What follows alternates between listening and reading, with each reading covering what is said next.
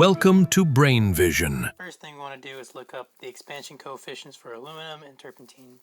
So for aluminum, our linear expansion coefficient is equal to 24 times 10 to the negative 6. Then this is inverse Celsius. And for turpentine, the volume expansion coefficient is equal to about 9 times 10 to the negative 4 inverse degrees Celsius. Now, in the first part, we want to know how much the turpentine overflows when the temperature increases from 20 degrees Celsius to 80 degrees Celsius. So let's look at the expansion equation, volume expansion equation for each one. So let's start with aluminum and say, okay, we know that V final must be equal to V initial times 1 plus 3 alpha delta T. We know that delta T is of course going to be equal to 60 degrees Celsius, just subtracting Ti from Tf. So we can plug in our numbers. Well, Vi is 2 liters times 1 plus 3 alpha, 24 times 10 to the negative 6. Delta T, which is 60. Should find that our final volume for the aluminum cylinder is 2.008 liters. Now for the turpentine fill, we can use a similar equation, but we want to use the volume expansion coefficient version. So that's just Vi times 1 plus beta delta T. We can once again plug in our numbers. Vi is 2 liters, 1 plus beta 9 times 10 to the negative 4.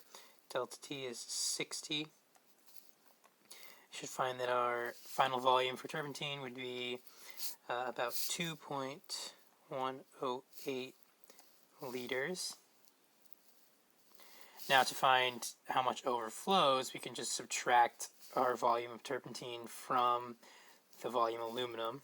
So that's just going to be 2.108 minus 2.008, and that's going to equal 0.099 liters. And that's how much overflows. Now the next part, we want to know, okay, how much turpentine is in the aluminum cylinder? Well, that's just going to be the size of aluminum, right? Or the volume, because we know it fills the entire volume of the cylinder. And that, of course, we already calculated is this value right here.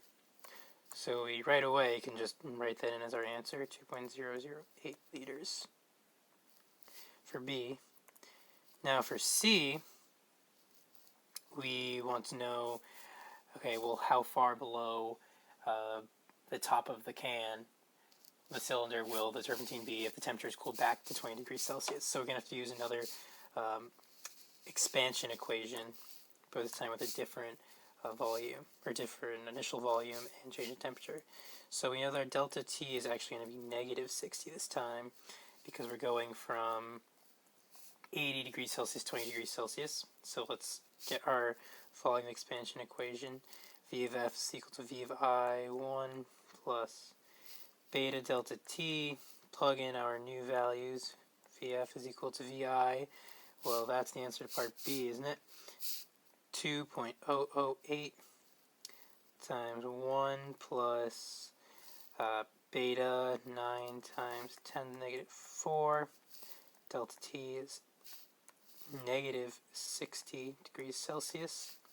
Our final volume then would be something around 1.900 liters. Okay, so let's find a ratio of volumes. So Vf of turpentine over Vf aluminum equals 1.900 liters over 2.000 liters. And this ratio is equal to 0.950. Now we want to find that because instead of going through all the steps to find the height of this volume, we can just multiply our ratio by the initial height of of the aluminum,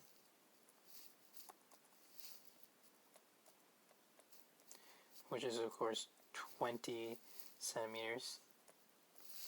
So therefore our height of turpentine is equal to about 19.002 centimeters, and the question asks how far from the top, how far below. So we need to subtract that from 20